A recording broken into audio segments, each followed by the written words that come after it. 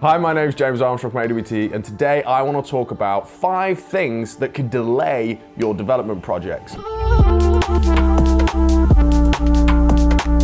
ultimately, delays suck. They may not cost you money in the moment, it may not feel like you're physically paying money out, but obviously a delay in your project means probably increased financing costs and a little bit more expectation management with any investors you've got in on the project. And some of this is stuff that could be entirely outside of your control, but things you want to know about and things you want to apply best practice to minimize the risk of any delays you might have on your project. The first thing I want to talk about is utilities and services. The first thing you're going to do when you get into a project is get your utilities sorted. We've got a project where it should have taken about 8 to 10 weeks. That was the lead time for a new electricity install, and the council have pushed back the install date 9 times. 9! It's nothing that we've done wrong here, and thankfully it hasn't caused us any issues, but 9 times because the council don't want to close a major road that we need to dig through in order to put a new supply in. So the first thing you want to be doing when you get into a project, especially a development project, is getting your services and utilities booked in so that when you need them to be installed, they can be installed. The second thing I want to touch on is asbestos. Now, when you start your project, you're going to have an asbestos survey done. It's probably going to be a demolition survey, but it may well be a full site survey. But the bottom line is, even if you have that survey done, on day one, they tell you exactly where all the asbestos is. You send in a specialist team, you take it out, you clean the premises, maybe you got full evac units and everything like that. It really doesn't matter. You could still open a wall up later down the line, especially in a conversion project, and find asbestos. At which point you've got to put a hold on the site, you've got to do extra risk assessments, you've got to have another survey done, people have got to come in, look at it. Maybe you have to spend some more time and money having that ripped out in a professional way with a professional licensed company. Asbestos can be one of those things that causes you delays. And in theory, this shouldn't be too bad. There's a lot of different asbestos firms out there, and if you do find it, you could probably get it fixed within 2 to 3 weeks. But that's 2 to 3 weeks where you can't do work in that area of the site, or potentially the whole site, depending on where it is. And it's not to say that your survey on day one sucked, it just meant that it couldn't be found or it wasn't picked up. And most of the time, this isn't going to be an issue for you, especially on new build sites where you're not going to be using asbestos. But on conversions, you need to bear in mind when you're creating your program of works or your site phase plan, you need to account for extra time for things like finding asbestos throughout the way or delays in utilities. So whenever you're building your program, always be thinking about the stuff that you might not know about that could come up, that's unlikely to come up, because these are the kind of things that are going to bite you if you don't put them into your program. The third thing I want to talk about is builders, material delays, and kind of everything that we've experienced due to COVID in the contracting space. When you're finding a contractor, a lead contractor to do your site, you want to be asking obviously about previous work and their experience and obviously their price, but are you asking about how many of the jobs they've got on the go at that given time? Are you asking about how big their base of tradesmen is? Because the problem you have, especially with COVID, is if, say, your plasterer gets COVID and he has to stop work, who's going to take over the job for him? He's got to go and isolate for 2 weeks. Your whole site could be stationary for 2 weeks because your builder hasn't got depth in the teams that he can use. Equally, if he's got another site on the go, maybe it's a slightly larger site with a different client, that client could be pressuring him to finish their site first, and obviously yours then is going to get pushed to the back of the queue. Theirs is going to be prioritized. So are you finding out when you're speaking to your contractors how many other sites they're doing, how many different clients they're working with at the moment, and how it's going to work if one needs to be prioritized over another? Bottom line is, if anyone's experiencing delays on their site, they're going to be on the phone to the builder on a regular basis going, hey, how can we speed this up? How can we get back on track?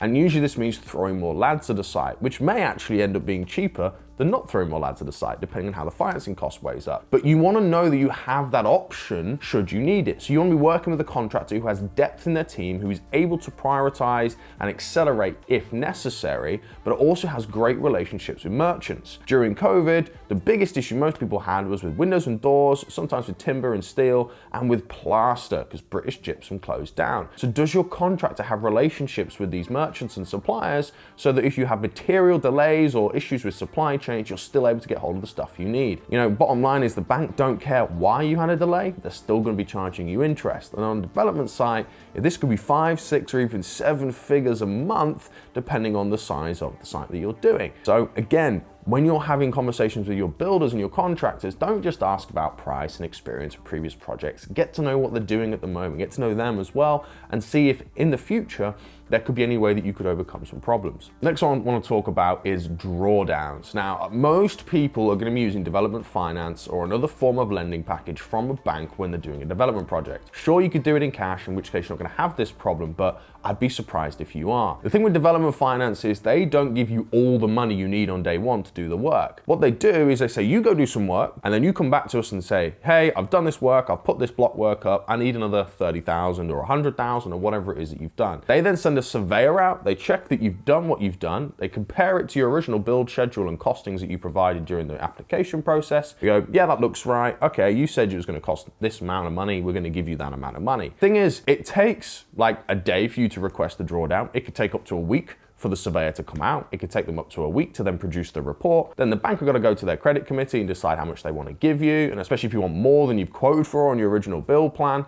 you know, it can take 4 freaking weeks to get money out of a bank when you need the money now because you're out of money from your previous drawdown. So when you're going to ask for drawdowns, do it ahead of time, and if possible, ask for additional stuff, and bear in mind it could be a week before your surveyor's on site. So think what was going to be done by the time they get on site, not just stuff that's done when you're asking for it. And then keep on top of the bank. Have a conversation with your broker about the lender and what their appetite to drawdowns is. How often do they like to give them? How quickly do they push them through? Is it in your interest to do less drawdowns or more drawdowns? These are the kind of conversations we want to be having on day one. They're not going to kill your deal one way or another, but it does matter whether or not they want to do more regular drawdowns and how long it takes for those drawdowns to come through. Again, a lot of this is just seeing what's going to be coming up, planning for it, and being prepared.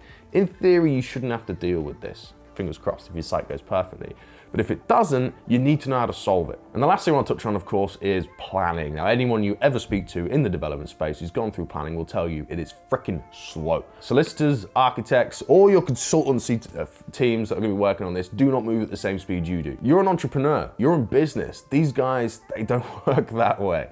They're not super fast. You've got to keep on top of people. And the councils right now have got so much stuff to push through with COVID and new tax changes and changes to benefit and employment systems. Pushing planning through is just not at the top of their priority list, and it can take months. And we've got a site where we were due to get planning back on the 18th of October. The reason we haven't got planning back is nothing to do with us. The council just need more time. But if we don't give them the time, they'll just fail the application. So what are we stuck? We have to give them the time they need. Now, this really comes down to your expectation management with your investors and with any other lenders you have on board. But if you've bought a site in cash or you've got it on some form of option agreement or delayed exchange or the rest of it, it's probably not going to affect you too much other than just being a bit annoying. But if you've got lending on the site, again, you're paying interest every month. So whenever you're doing your initial appraisal, if you think planning is going to take 3 months, just double it. Just straight up double it and then put that down as the cost of financing for that period. And again, when you're pitching into investors and you're having those kind of conversations, if it takes 3 months, tell them 6. Because at the moment, everything is getting delayed in the planning process, and it's not necessarily something that you're doing wrong. It's not necessarily that your architect sucks. You know, you can still be producing reports like instantly and getting things straight back out same day to the planning committees and the councils and the officers there. It doesn't mean it's going to move any faster. The council's still going to operate at the speed they're operating at. And the bottom line with delays, whatever the cause, is you need to get ahead of the curve, you need to get ahead of the game, and you need to factor in contingency on day one into your project so that you know that you can complete in the timeframes that you're after. If you found this video useful, then please hit the like button and smash the subscribe button as well. Don't forget the bell icon so you never miss a future upload. And if you didn't like it, hey, that button works just fine too. We are after new deals. So if you have any deals you want to sell, joint venture on, or you just want a little bit of help with, please drop a message to myself, Anthony, or David. We'd love to work with you. Until next time, goodbye.